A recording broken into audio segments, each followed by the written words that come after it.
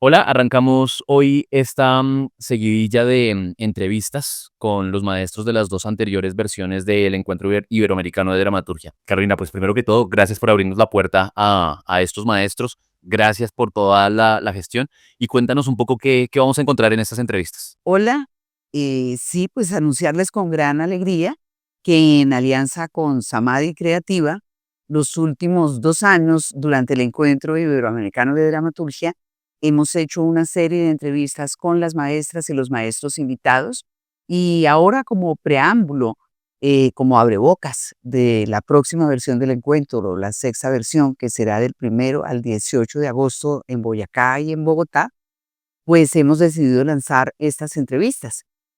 Hoy vamos a tener al maestro José Luis García Barrientos, cuyo trabajo es un aporte a la dramaturgia de nuestro idioma maravilloso. Escuchar al maestro es un enorme privilegio. Entonces, pues Así es, fue un gran diálogo para que quienes tuvieron la oportunidad de verlo aquí en la ciudad se tengan un grato recuerdo de sus palabras y para que los que van a asistir este año o los que no conocen el proyecto sepan de qué va este maravilloso encuentro. sí. Punto Cadeneta, punto sexto encuentro iberoamericano de dramaturgia. Entonces les esperamos, prográmense como siempre en agosto y acompáñenos en estas entrevistas que van a estar de lujo. La próxima es con la maestra chilena Jimena Carrera. Entonces que disfruten hoy del maestro José Luis y maestro. Gracias.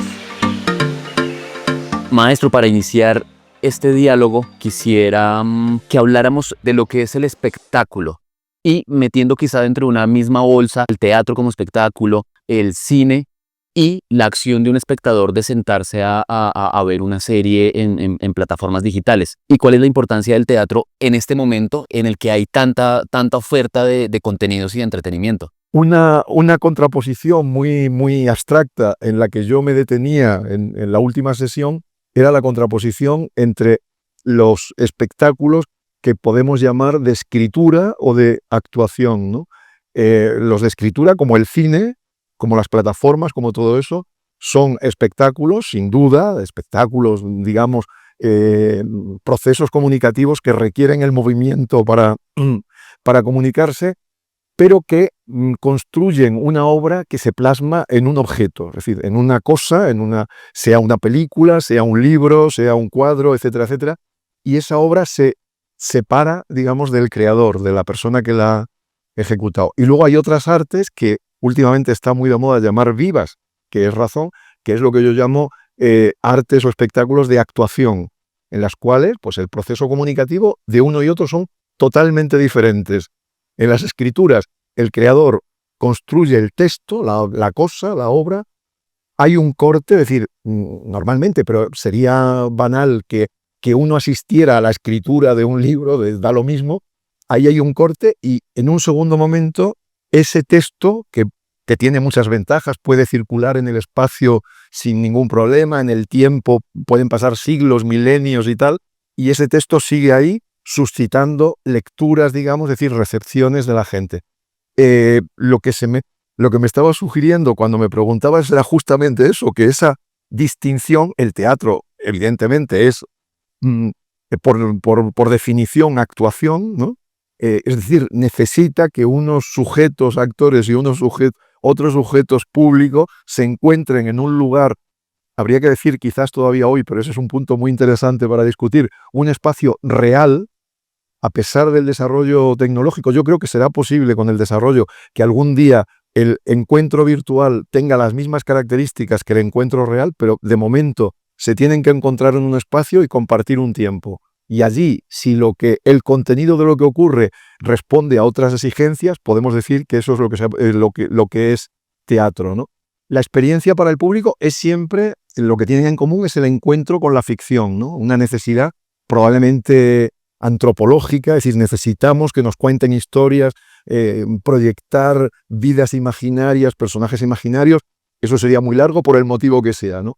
Pero hay una diferencia radical entre acudir al teatro o ir al cine o en casa, que será el consumo de más horas, veamos películas, novelas, etcétera, etcétera, ¿no? lo que yo le sugería a los estudiantes con los que estamos conversando, ¿no? Es que probablemente cada vez más, y la experiencia de la pandemia yo creo que ha sido decisiva para eso, la fortaleza del teatro está en afirmarse en lo que es y no en tratar de... Yo entiendo que la pandemia hace que no se pueda hacer teatro y que entonces el teatro busque por todos los medios la posibilidad de suscitar, seguir trabajando, vamos a decirlo en términos un poco pedestres, aunque sea a través de internet y todo eso. Y todo lo que surge ahí es muy interesante. Pero yo creo que el teatro en este momento, después de esa crisis, no debe engolfarse, por así decir, por decir, hemos descubierto que internet, que no sé cuánto, pues vamos a dejar de hacer teatro real. De hecho, yo creo que en la propia sociedad se ha producido, en Madrid ya había antes de la pandemia un crecimiento cada vez mayor del teatro real, del público, etcétera, pero después de la pandemia ha sido una cosa verdaderamente explosiva. O sea, no hay quien encuentre una entrada para acudir al teatro. Y yo creo que eso refleja esa ansia, por así decir, de ir hacia lo que es específico del teatro, una ansia por tener experiencias o contacto con la ficción, pero realmente vivas, es decir, tener ese encuentro que da la actuación en vivo y en directo, sea teatral o sea de otro tipo. Yo creo que en los últimos tiempos, paradójicamente, porque se podría pensar que las nuevas tecnologías cada vez estén más tentando al teatro para que se vaya al otro lado, ¿no? de lo que hemos llamado escrituras y actuación, ¿no? Pues en el fondo ha ocurrido al revés. Yo digo a veces que en mi vida ya demasiado larga he tenido ocasión de ver teatros que se convertían en cine hace mucho tiempo y ahora asistir a lo contrario. Es decir, que hay salas de cine que se reconvierten ahora en teatro. Y el hecho de que yo tenga mi dedicación más bien centrada en el teatro me produce una satisfacción real. O sea que el teatro, yo creo que su futuro está en ser cada vez más lo que es esencialmente. O sea que yo tenga al actor ahí delante y yo esté aquí y pueda incluso interrumpir la representación si quiero, cosa que yo no haré nunca, pero que cualquier espectador de teatro puede hacer. Maestro, hablemos un poco del acto de la escritura en un mundo contemporáneo en el que hay cosas que parecen ser mucho más importantes, ¿no? La economía, construir, los transportes, las grandes construcciones de las ciudades, las infraestructuras. ¿Qué sentido tiene en este momento y qué sentido ha tenido a lo largo de la historia del ser humano la escritura? Yo creo que sigue teniendo un sentido absolutamente de primer orden de importancia. En el momento en que irrumpe la escritura, digamos, en la cultura, por lo menos de Occidente, ya aparece, digamos, como una crisis enorme, planteando un problema a los griegos, más o menos a la altura de Platón, que es muy sugerente para nuestro tiempo, que parece que abandonara un poco la escritura, perdiera peso para la comunicación más directa, etcétera. Y entonces yo también en el taller hablamos un día de eso, por experiencias que han ocurrido en el propio encuentro y tal y cual, que permiten reflexionar un poco sobre el sentido del diálogo, ¿no? Uno se pregunta por qué a los griegos les producía como una resistencia, como a veces se producen cuando cambian las cosas, hay como un momento de resistencia, ¿no? Pero la resistencia a la escritura, a entender que el saber que se plasmara en los libros vuelve a ser, casi es una clase sobre escritura y actuación, ¿no?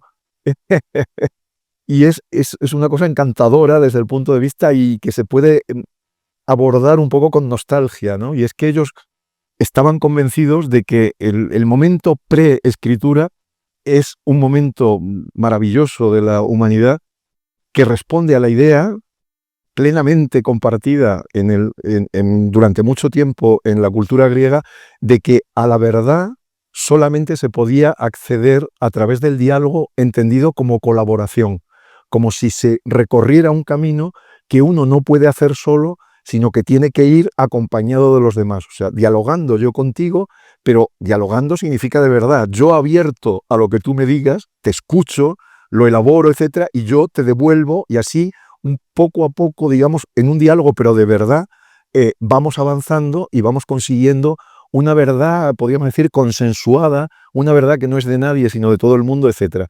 Y entonces, para ellos, resultó en algún momento, en el momento inicial, un escándalo, por así decir, se acabó la posibilidad de esta cooperación hacia la verdad, porque yo ya no puedo dialogar con un libro, ¿no?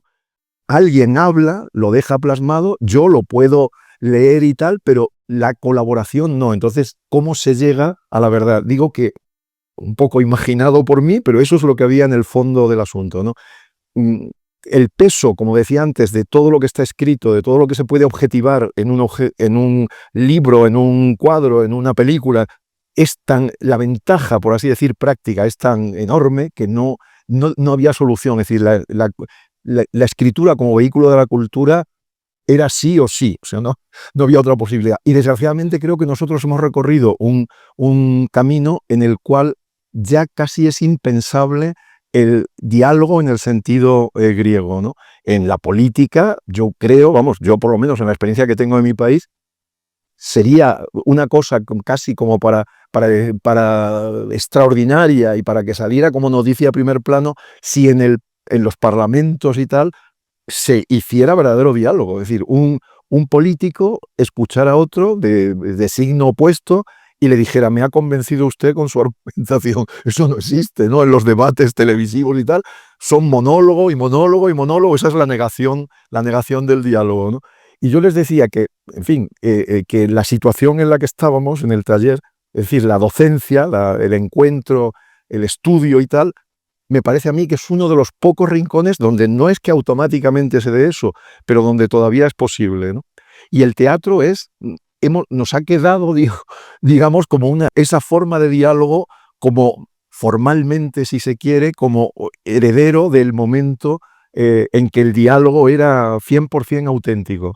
Eso es lo que sobre todo me sugiere, ¿no? La cultura escrita, la escritura. Ahora, desde ese mismo momento hay que reconocer que todo lo escrito, todo lo que tiene, no hay más que ver el éxito, el peso, la ventaja en dinero, en pervivencia, etcétera, de cuando aparece el cine respecto al teatro, que es mucho más artesanal, que es por naturaleza. Pues yo como espectador puedo ver el cine que se hace en todo el mundo con toda facilidad y sin embargo solamente puedo ir a ver el teatro que se hace en mi ciudad.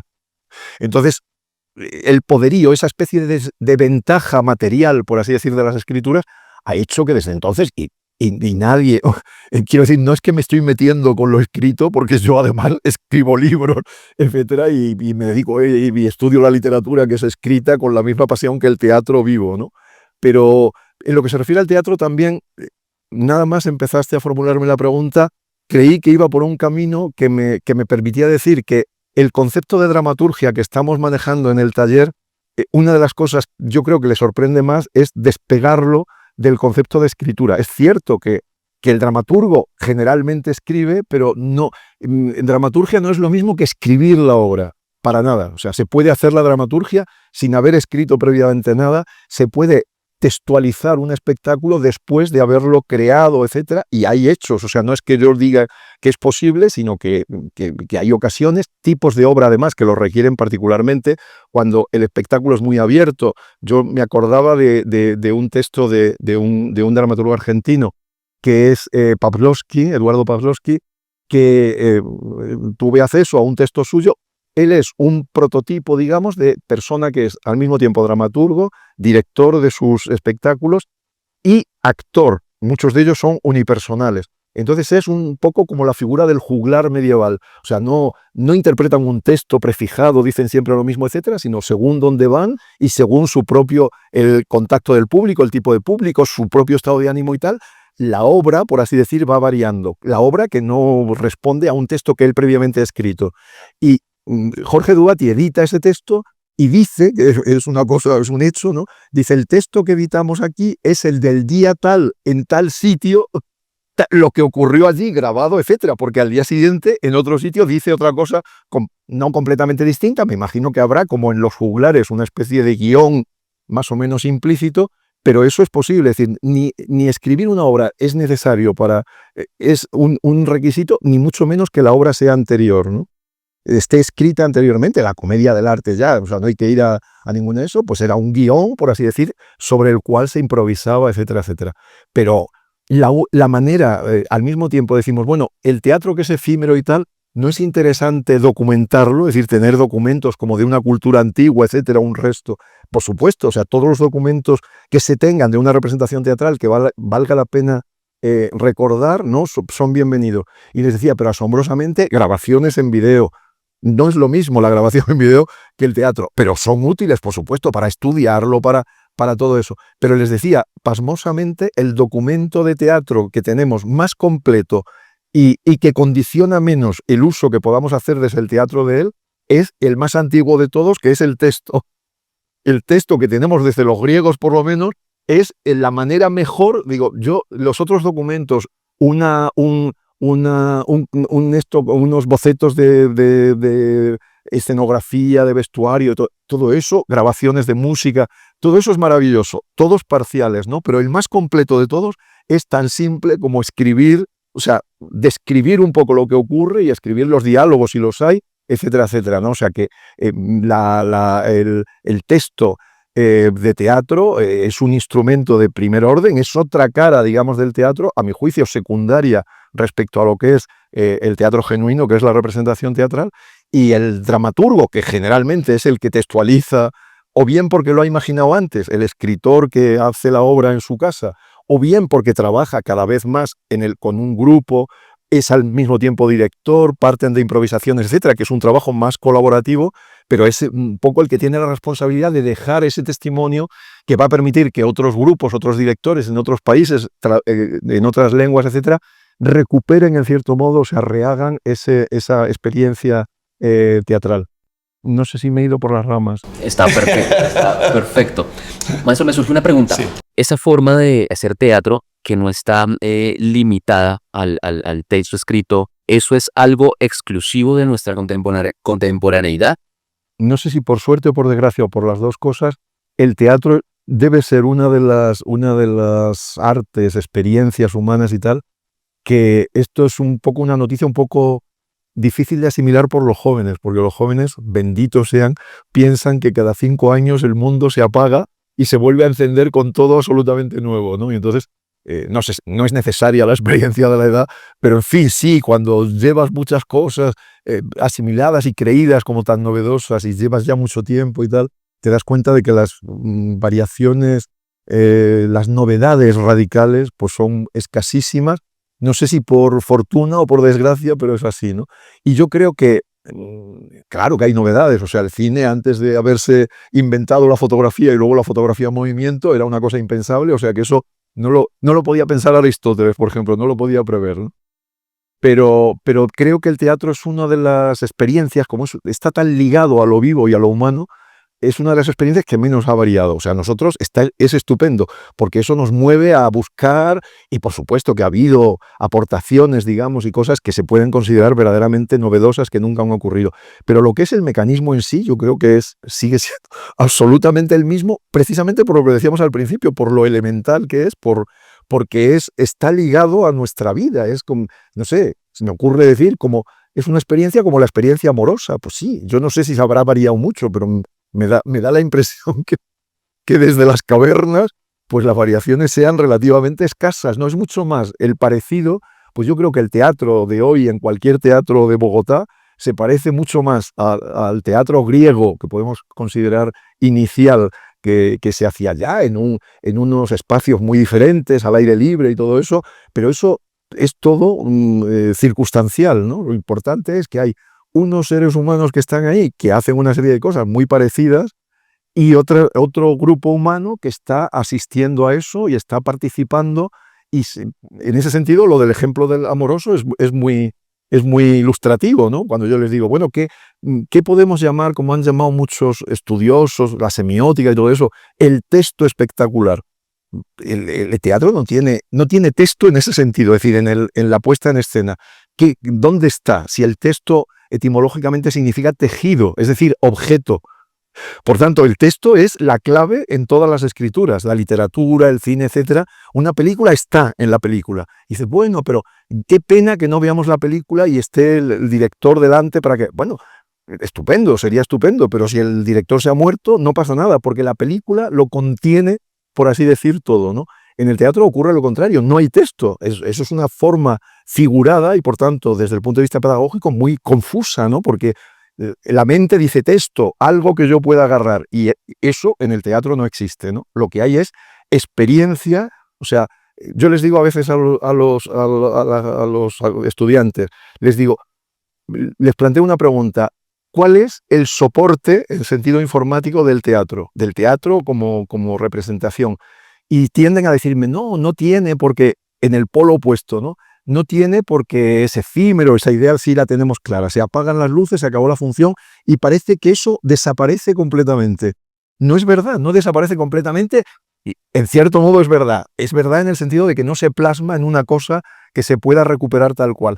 Pero yo les digo, el soporte informático, digamos, es la memoria orgánica, no la memoria de una cámara, pero la memoria orgánica de todos los que han participado en ese encuentro, ¿no? Los actores que han intervenido incluso en esa representación de ese día, y los espectadores tienen algo en su memoria orgánica que no es muy fiable, comparado a la película que cambia un ápice, pues se va borrando un poco, la memoria va haciendo, está condicionada por la subjetividad de cada uno. Es decir, si pudiéramos sacar la memoria de todos los espectadores de una función, no serían todas idénticas, pero es algo. Hasta desde el punto de vista práctico ha habido ocasiones en que eso se ha convertido en una cosa real. Por ejemplo, lamento no tener los datos concretos, pero en los ballets rusos, al parecer, hubo un momento en que se perdió es decir, que no se fijó una coreografía. Y entonces empezaron a buscar cómo podríamos rehacer esta coreografía famosa que se bailó, que tal y que cual, pero que no sabemos exactamente cómo es. Y afortunadamente quedaba una bailarina viva, muy mayor, pero la única fuente era justamente su memoria orgánica. Es decir, vamos a ver a ella, y a partir de ella lograron reproducir, supongo que muy parcialmente o con eso, pero era la única manera de poder decir, vamos a recuperar esto, porque era exactamente el ejemplo palpable de que sí vive. O sea, podríamos decir, es efímero relativamente. Solamente desaparece del mundo, digamos, una representación teatral en el momento en que no queda nadie vivo, ni de los actores ni de los espectadores. En ese momento podemos decir, se acabó. No en el momento en que se apagan las luces, ya está, ya esto es irrecuperable como experiencia humana, ¿no? Queda hasta eso es humano, en el sentido de que queda en el cerebro humano, pero no se puede traspasar a una máquina, ¿no? Abundando todavía en lo que decíamos al principio. Maestro, entonces, ¿qué es y qué hace un dramaturgo? Un dramaturgo es un oficio teatral, no literaria. Hubo un momento de exageración, digamos, glorioso, ¿no? Y muy, iba a decir hispanoamericano, incluso puedo decir latinoamericano, es decir, muy americano, porque la figura de Rubén Darío es única, que es el modernismo. Yo creo que es de donde viene sobre todo la idea de un teatro hiperliterario, ¿no? Que está muy bien. O sea, yo creo que el mayor dramaturgo español, por ejemplo, del siglo XX, es Valle Inclán, y está en esa línea, y en sus obras hay esa especie de excedente literario, acotaciones escritas en verso. No entraremos en el caso de Valle Inclán porque eso tiene una explicación, pero digo que a mí me gusta subrayar que el oficio de dramaturgo es un oficio teatral. Y no solamente eso, sino que, y esto igual les escandalice a alguien, me parece que es el oficio teatral central. Digo que últimamente no. ¿Por qué? Pues porque, lógicamente, los oficios teatrales en la historia van cambiando, y ahora vivimos todavía bajo la dictadura del director. O sea, ahora el que manda en el teatro es el director. Y el director tiene una parte de dramaturgo también, inevitablemente, pero es el que manda. Y entonces está un poco esa especie de prejuicio, como cómo va a ser un autor, un literato, un señor que a lo mejor ni va al teatro, que escribe en su casa, que está pensando en la gloria de los siglos venideros y tal. Un escritor, digamos, puro y antipático va a ser parte, digamos, de nuestro... Yo creo que ese es el error, y por eso yo ayer mismo estábamos proponiendo una idea clara de dramaturgia que no podría desarrollar aquí, pero digamos, el dramaturgo es el que construye el drama. Y el drama no es todo el teatro, pero es, a mi modo de ver, la médula del teatro. Es decir, que el oficio central, por así decir. Solo que no lo tiene que hacer, si lo desligamos del escritor ya no pasa nada. La dramaturgia la construyen en una puesta en escena. Si hay un dramaturgo previo, ese dramaturgo previo que tampoco es un escritor puro en el sentido de que si es dramaturgo ha imaginado una puesta en escena en su cabeza y la ha plasmado en el papel, igual que el caso que decía antes de Pawlowski, ¿no? Que él no ha escrito previamente, ha organizado un espectáculo haciendo prácticamente todos los oficios y luego decir, hombre, es una pena que esto se pierda, ¿no? Que no quede ninguna referencia. Vale, pues un día vamos al teatro, grabamos los diálogos, añadimos las necesarias indicaciones, digamos, de lo que se ve, de lo que hacen los sujetos que están allí y tal, y ya tenemos un texto como los de toda la vida, ¿no? ¿Cómo me tienta eso? Porque ahora hay, digamos, otra vez un movimiento como de separación del dramaturgo y del escritor, como si fueran dos cosas distintas, por el lado opuesto. Es decir, los llamados postdramáticos, Rodrigo García, por ejemplo, por una cosa yo creo que es, toda la vida ha funcionado, ¿no? Casi de buscar, provocar, etcétera, etcétera, me puede plantear el texto de una obra de teatro como si fuera un poema. Él lo publica como un poema y eso es un desafío, es decir, esto no es una obra de teatro porque es un teatro supuestamente performático, yo qué sé, da lo mismo, pero yo digo, vayamos a un espectáculo de Rodrigo García. Ahora he cogido una vía que no es, ahora vuelvo. Nos podemos perder, no hay ningún problema. Claro, viste, qué estupendo. Entonces, es aparente solamente esa, es decir, esto no es un texto dramático, no es un texto de teatro y tal. Y bueno, es un gesto para decir, yo les doy a ustedes el diálogo a lo mejor completo de la obra, pero les omito la dramaturgia. Bueno, pues omite la dramaturgia es un poco un truco. Yo voy a ver la obra de teatro, curiosamente muchos, si no todos, los que les gusta hacer este gesto, son los directores de sus propios espectáculos, con lo cual la dramaturgia él la tiene hecha, podríamos decir, en fin, esto no es psicológico, pero lógico, ¿no? Él podría escribir su obra como una obra de teatro normal y corriente. No quiere, y me parece muy bien, que cada cual pueda hacer lo que le dé la gana, la escribe como si fuera un poema, pero yo voy a ver el espectáculo dirigido por él y yo puedo reescribir ese poema como una obra de teatro, porque yo, al encenderse el escenario, veo algo. Él no lo describe, pero yo lo puedo describir, ¿no? Luego, ese poema, a lo mejor, la mayoría de las veces no está dicho por una sola voz, por un solo cuerpo, actor, personaje, lo que sea, sino que aparecen distintos actores, actrices y tal, y personajes, y ese poema se reparte entre distintas voces. Ya tengo un diálogo, sencillamente poniendo delante del trozo que dice cada uno el nombre, o 1, 2, 3, 4, me da lo mismo, ¿no? Entonces, si al final yo hago ese experimento de que hablábamos antes, experimento no, ese registro que decíamos antes en el caso de Pawlowski, pues resulta que tengo la misma obra que él publica como un poema con la dramaturgia hecha y por tanto como un texto dramático no tan novedoso, sino igual que todos los que se publican.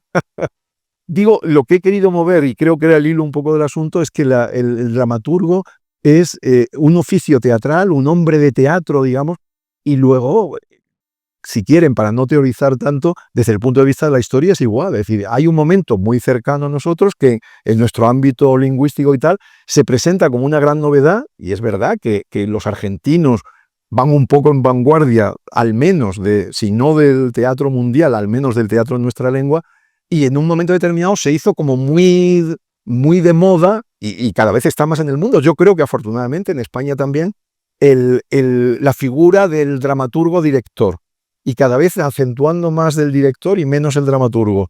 Y el gesto falso completamente de que esos supuestos dramaturgos, que son escritores de primer orden, se resistieran un poco a publicar sus textos y que a veces los publicaran como si fuera un guión cinematográfico.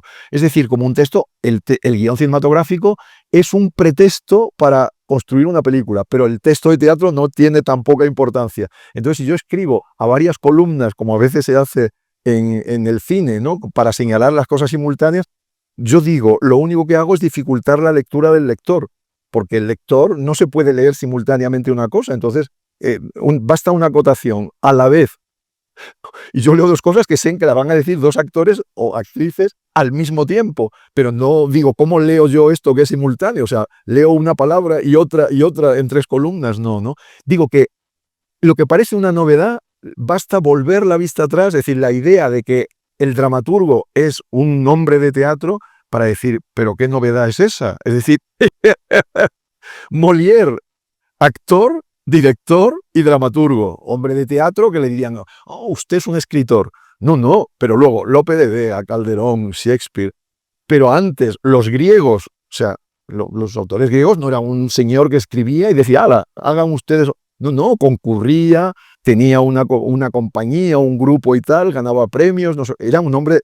La inmensa mayoría han sido hombres de teatro. Ahora nos viene bien haber mencionado lo del modernismo. En un momento muy específico y muy pequeñito hubo una cierta disociación, ¿no? Yo todavía he llegado a conocer en España la figura de un dramaturgo, el más importante de la segunda mitad del siglo XX, Buero Vallejo, que era todavía un escritor, estaba casado con una actriz y todo, no es que despreciara el teatro, pero que escribía y él nunca dirigió y tal. Sin embargo, el escritor más importante de hoy mismo, al que conozco bien y es amigo, Juan Mayorga, por ejemplo, también es un caso ejemplar de un escritor que empieza diciendo y razonablemente diciendo, a mí me aporta, yo escribo el texto y a mí me enriquece la lectura que hace otro director, un grupo, los actores, etcétera, me enseñan cosas y engrandecen, por así decir, completan mi creación. Y eso es verdad y yo creo que él era sincero cuando lo decía. Una vez, hace ya unos cuantos años, supongo que por motivos prácticos, porque no encontraba quién o lo que fuera, monta él por primera vez una obra suya como director. Desde entonces, prácticamente todas las ha montado como director. Digo, para que se vea, un hombre que es muy racional y muy eso, estaba convencido de una cosa, pero en cuanto prueba la otra, y yo creo que eso es positivo, digamos. Y la idea fundamental es que el oficio de dramaturgo es uno de los oficios teatrales, digamos, al nivel del director, el escenógrafo, los actores, etcétera, etcétera. Es alguien que hace eso. Pero yo añado, y no sé si esto es una opinión o es una cosa que se pueda demostrar, que el oficio que hace él es el fundamental, porque lo que hace su trabajo, cuando yo he dicho el que construye un drama, yo entiendo, y les explicaba ayer mismo, el drama es encajar un argumento, un tema, una fábula en una puesta en escena. El que hace ese trabajo de encaje es el dramaturgo, sea el dramaturgo que escribe en su casa o sea lo que ahora se tiende a llamar dramaturgista, con una palabra tan horrorosa, que suena tan mal, que yo prefiero no utilizarla, y no confundir a los dos, porque creo que el concepto de dramaturgo abarca tanto al que trabaja para la eternidad, en su casa, como literato, como para el que trabaja para un grupo y tal, un trabajo colectivo y tal. Siempre tiene que haber alguien que se encargue. Estas improvisaciones que estamos haciendo y tal, pues alguien tiene que tomar nota de lo que nos parece que es la mejor solución. Al final sería un dramaturgo no individual, digamos, que no firma la obra en su nombre, sino del grupo, pero da igual, eso lo tiene que hacer alguien. Y eso yo creo que para el teatro es lo fundamental, saber lo que quieres decir, cómo encaja en la puesta en escena. Luego, por supuesto que es importantísimo la realización y que en el centro del teatro está el actor. O sea, sin actor no hay teatro, sin lo demás todo lo podría asumir un actor, digo. Pero si quitamos al actor no hay, porque es el que comparece en ese encuentro humano que hemos dicho que sustancialmente es el teatro, ¿no? Ahí no está ni el dramaturgo, si no es al mismo tiempo actor, ni el director, ni nada, se quedan fuera, digamos, del encuentro teatral, que es donde el teatro se produce, o sea, no puede ser de otra manera. Pero digo que para construir lo que allí ocurre, si hay un quehacer, digamos, imprescindible, es el del dramaturgo. Y por esa especie de prejuicio antiliterario y la confusión de que dramaturgo es lo mismo que literatura o escritura, únicamente es por lo que esto puede escandalizar un poco hoy y decir, no, ¿cómo va a ser el dramaturgo el centro, ¿no? Yo estoy convencido de que eso es así. Y de ahí la importancia que tiene este encuentro, que yo no entiendo, no conozco, puede haber, pero yo no conozco nada del tamaño de lo que supone estos encuentros iberoamericanos de dramaturgia que organiza Umbral Teatro, Carolina Vivas, porque no decir por lo menos al lado de la institución, la persona que es la que tiene el mérito y el mérito heroico, creo yo la veo y yo me doy cuenta, soy seguramente mayor que ella, pero yo no sobreviviría a un encuentro que ella haya sobrevivido. Y cada vez creo con más pujanza y tal, a 4 ya, y espero y deseo que a muchos más que vengan, porque la parte práctica que hablamos al principio, es decir, cómo ha influido ya en el teatro colombiano esto, yo no lo conozco, claro, porque no estoy tan cerca del teatro colombiano, pero la experiencia que estoy viviendo es una experiencia verdaderamente, tendría que ser mucho más publicitada porque tiene alcance, yo creo que desde luego en nuestra lengua no hay otra cosa igual, pero quizás en el teatro mundial esto, y probablemente tiene que ver con eso. Hay infinitos festivales, incontables encuentros de todo tipo y tal. No es un encuentro de escritores de teatro que no quieren hablar de puesta en escena, sino cómo no van a hablar de puesta en escena si es lo que ellos preparan, por así decir. Es el que prepara la puesta en escena, es el que prevé cómo se cuenta una historia, pero en un escenario teatral.